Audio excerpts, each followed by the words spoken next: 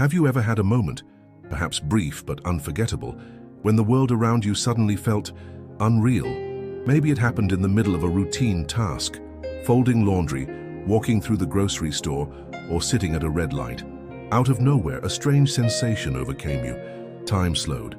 Your surroundings felt slightly off. The moment was utterly mundane, yet it shimmered with a sense of otherness, like a veil had been pulled back for just a second. These cracks in consensus reality, often dismissed, repressed, or brushed off as weird, are exactly where Terence McKenna invites us to look more closely.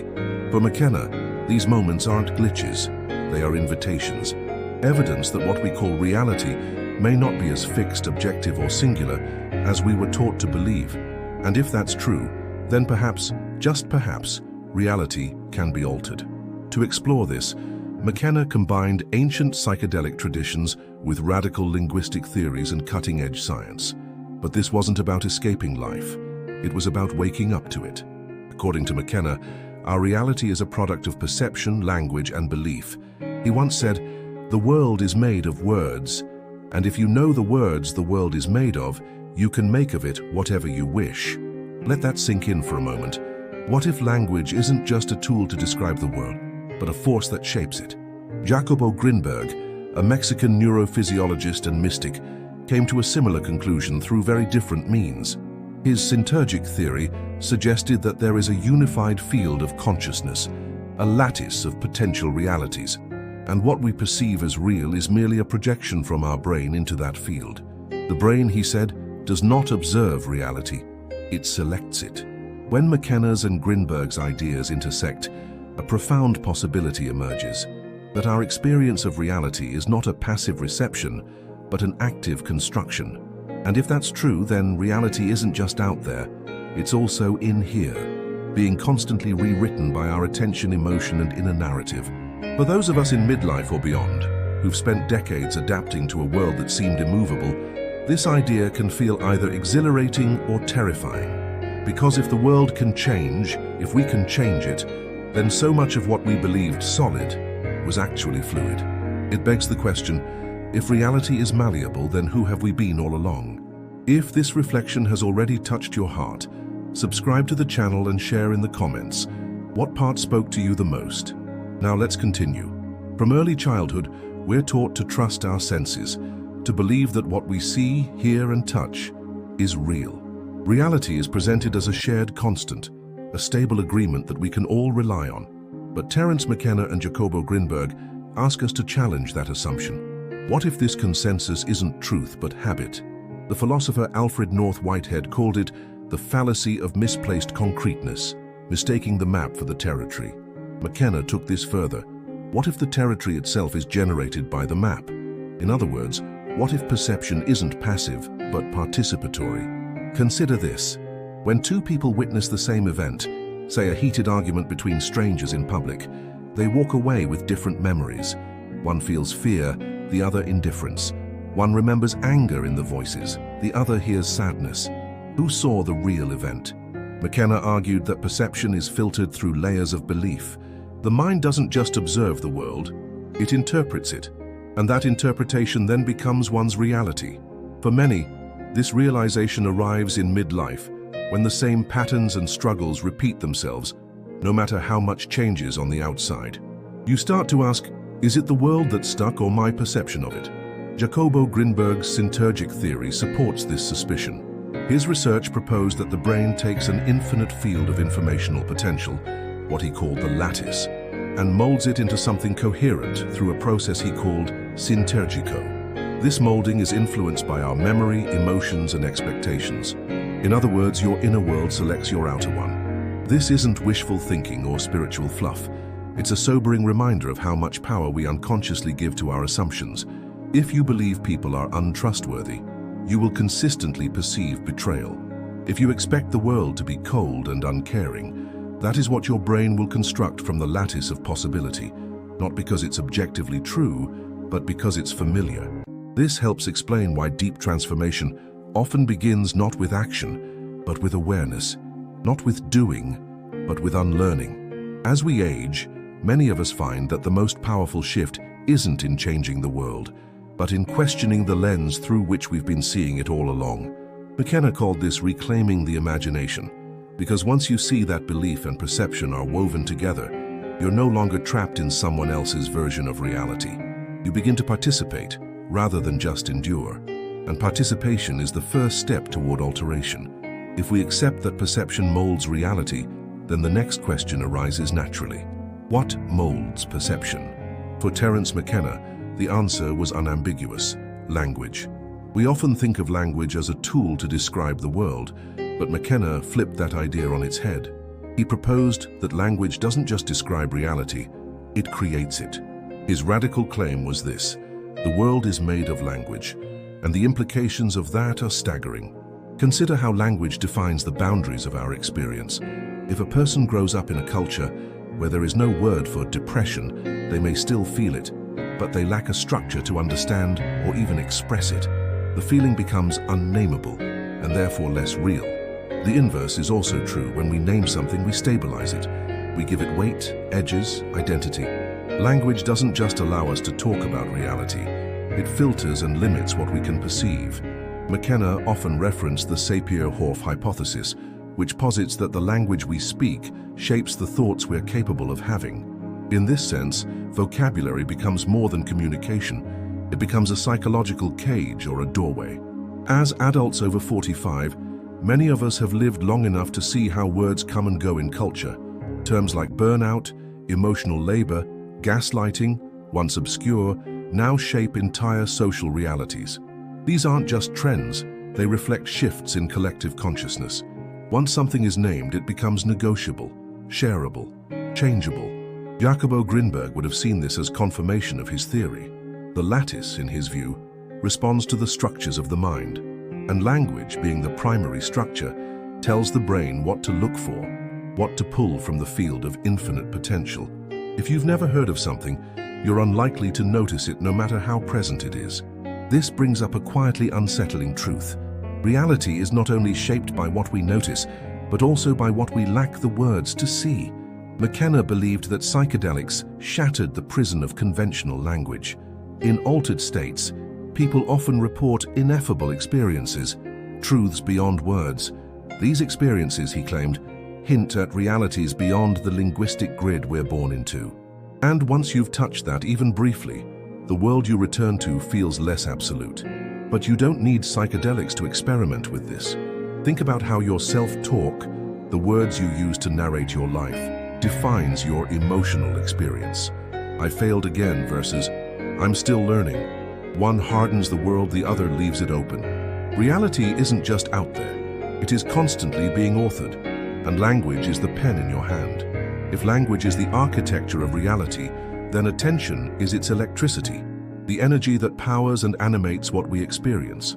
Terence McKenna was clear. What we give our attention to grows, not metaphorically, literally. Attention selects and amplifies certain patterns from the field of possibility. It doesn't just highlight reality, it helps construct it. This is not some abstract metaphysical concept, it's grounded in lived experience. Think of the moment you buy a new car. Suddenly you see that same model everywhere. Or when you're considering a difficult decision, and the world seems to mirror your inner conflict back to you. A line in a song, a conversation overheard, a book that randomly falls into your lap. Coincidence? Or confirmation of a deeper pattern of resonance? Jacobo Grinberg's Syntergic theory supports this idea. According to him, the lattice, the underlying field of consciousness, contains infinite potential forms. What makes one form visible over another is not randomness, but attention. The brain projects what it's attuned to based on the frequency of consciousness it holds. Attention is the tuner. In practical terms, this means that reality is not something you passively live through. It's something you continuously sculpt with your focus. If you dwell on fear, you will find fear. If you stay alert to beauty, beauty begins to emerge everywhere. This is not magical thinking, as it's perceptual science. As people reach midlife and beyond, there's often a noticeable shift in how attention is used. In youth, attention is scattered, novelty, ambition, urgency. But with time and reflection, there comes an awareness. My attention is my life force. What I give it to, and people, stories, problems, dreams, becomes my experience of the world. McKenna saw the media and social systems of the modern world as hijacking this sacred energy. He warned of culture as an operating system, preloading our minds with narratives that direct our attention toward fear, consumerism, and conformity. The tragedy, he said, was not that people were misled, but that they surrendered their own power of creation without realizing it. To reclaim your attention is to begin to reclaim your reality. It means becoming aware of where your mind lingers, not just what grabs your attention, but what keeps it. It means noticing the loops of worry, the fixation on grievances, the addiction to outrage, and then gently choosing differently. This is where change begins, not with massive action, but with subtle redirection. Attention is the gatekeeper. It decides what enters the cathedral of your reality. Grinberg believed that with conscious attention, we can synchronize with higher order patterns in the lattice, not just survive in the world, but co-create with it. In his words, the key was harmonic integration, and that harmony begins with learning to truly observe. What you observe, you energize. What you energize, you embody. And what you embody becomes your world. Up until now, we've explored perception, language, and attention as forces that shape reality. But what happens when those forces are hijacked by unprocessed pain? For Terence McKenna, true exploration of consciousness meant not just chasing visions or theories, but confronting the inner landscape, especially the places we're afraid to look. In this regard, Jacobo Grinberg's Syntergic theory takes on a deeper layer. What if trauma acts as a filter that distorts the lattice, locking us into a narrow, repeating version of reality? Many people over 45 have come to understand this not through theory, but through experience. You see the same emotional patterns play out in relationships, careers, health, even after years of effort to change. It can feel as if life is on loop, no matter how many decisions are made differently. Why? Because trauma isn't just an emotional wound, it's a perceptual distortion. When pain is not processed, it becomes a lens through which reality is filtered. You don't just remember what happened, you begin to expect it again, and your attention, language, and perception become aligned with that expectation. McKenna often spoke of the felt presence of direct experience, the raw, unmediated encounter with the moment. But trauma blocks that presence. It pulls you into the past, overlays fear onto the now, and keeps the nervous system in a loop of anticipation. You're no longer responding to what is, but to what was, projected onto the present. Grinberg's work helps explain this. The lattice, according to his theory, responds to the structure of the mind. When the mind is organized around fear, guilt, or grief, the projection into the field reflects that back. The person isn't cursed or unlucky, they are unknowingly reinforcing a pattern. This is not about blame, it's about liberation.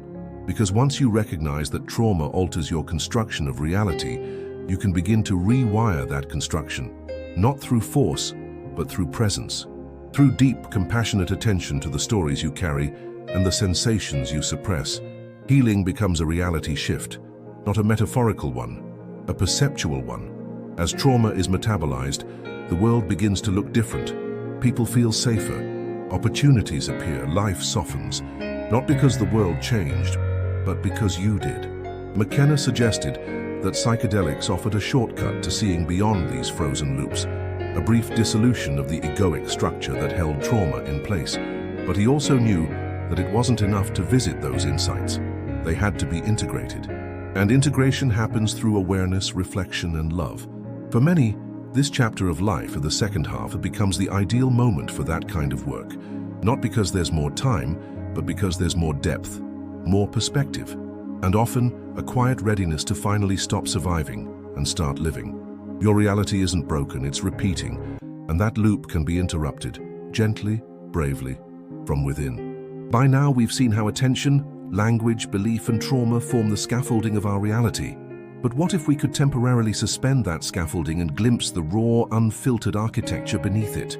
This is precisely what Terence McKenna believed psychedelics offered, not as recreational escapes, but as tools to rupture the trance of consensus reality. He famously said, "Psychedelics are illegal not because a loving government is concerned that you may jump out of a third-story window. Psychedelics are illegal because they dissolve opinion structures and culturally laid down models of behavior and information processing." For many people, particularly those in the second half of life, This idea is both alluring and unsettling. After decades of building stability, identity, and routine, the idea of unraveling that order can feel dangerous. But McKenna didn't promote chaos. He promoted vision, the ability to see the structures of consciousness from a higher altitude. When someone experiences a psychedelic state, whether through psilocybin, ayahuasca, or other means, one of the most reported phenomena is the collapse of boundaries. Time loses linearity, language dissolves, the ego softens. In this space, the mind no longer projects its usual filters, and what remains is often described as ineffable, overwhelming, sacred. Jacobo Grinberg would describe this as a direct interface with the lattice, unmediated by the brain's usual Syntergic process. Instead of interpreting reality through memory and expectation, the individual experiences the field as a fluid, dynamic whole. It's not just new information, it's a new structure of being. For some, these experiences bring immense healing. For others, they bring fear, confusion, or even disintegration. The difference often lies not in the content of the journey, but in one's readiness to integrate it. And this is why McKenna emphasized preparation, intention, and respect. Without those, the disruption can be destabilizing rather than enlightening. But when approached with care, psychedelics can reveal a powerful truth: that reality is not fixed, that consciousness is capable of vastly different modes of operation, that the world you inhabit is only one interpretation of an infinitely complex field. This is especially important for people over 45, those who may feel that life has settled into a pattern that cannot be broken. The psychedelic experience reminds us that novelty is always available, that transformation doesn't require starting over. It requires seeing with new eyes. Of course, psychedelics aren't the only path. McKenna acknowledged this. Meditation, grief, awe, intense love, all of these can pierce the veil. But psychedelics, he believed, offer a rapid initiation into the malleability of reality. A chance to step outside the default world and ask, with clarity, who constructed this version of me? And do I still choose it? In the end, the goal isn't to stay in the altered state. It's to return to the ordinary world and bring a little more vision with you. After everything, the theories, the visions, the disruptions, we return to the same fundamental truth. You are here, now, and life continues. The dishes still need washing. The body still ages. The sun still rises. But something subtle has shifted. Terence McKenna never claimed that reality was an illusion to be dismissed or escaped. Instead, he invited us to recognize that it is malleable, not in a fantastical way, but in an intimate, everyday way. The real revolution is not in floating above life. It's in re-seeing it, renaming it, re-choosing it. Jacobo Grinberg's Syntergic theory tells us that the reality we experience is a composite, shaped by our consciousness, memory, and expectation. The lattice is always there, waiting to respond to new instructions. What changes the pattern isn't force, but alignment. Subtle shifts in belief, attention, language, repeated, integrated, create a different projection. So what does this mean for someone at midlife or beyond? It means you are not too late. You are not trapped by your past, by your patterns, or by your pain. You may have lived decades inside a certain story, about who you are, what love means, what's possible, what's over, but the story can be revised, not erased, but re-understood. McKenna believed that imagination is the blueprint of reality, not fantasy and imagination, the ability to envision differently, to hold new symbols, to speak new words. Every time you say, "I don't have to think this way," you shift the structure of your mind. Every time you pause instead of react, notice instead of numb, you create a ripple in the lattice. And over time, those ripples become waves. In a culture that worships speed, youth, and noise, the most radical act may be the quiet one, choosing differently, speaking to yourself with more compassion, holding silence instead of judgment, seeing the stranger still the familiar hand with new eyes. Not because the world has changed, but because you did. McKenna and Grinberg's work converges on a hopeful truth. Reality is relational. It responds, it listens, it echoes back your structure of awareness. This doesn't mean you control everything, far from it. There will still be mystery, suffering, uncertainty, but you are no longer helpless. You are no longer locked inside a fixed world. You are, as McKenna put it, the shaper of the thing seen. The path forward is not dramatic, it is deliberate. It is made of micro-choices, quiet revelations, and deep listening to what reality, your reality, is asking of you now. And perhaps the most sacred question of all remains: if reality can be altered, what will you choose to make of it now?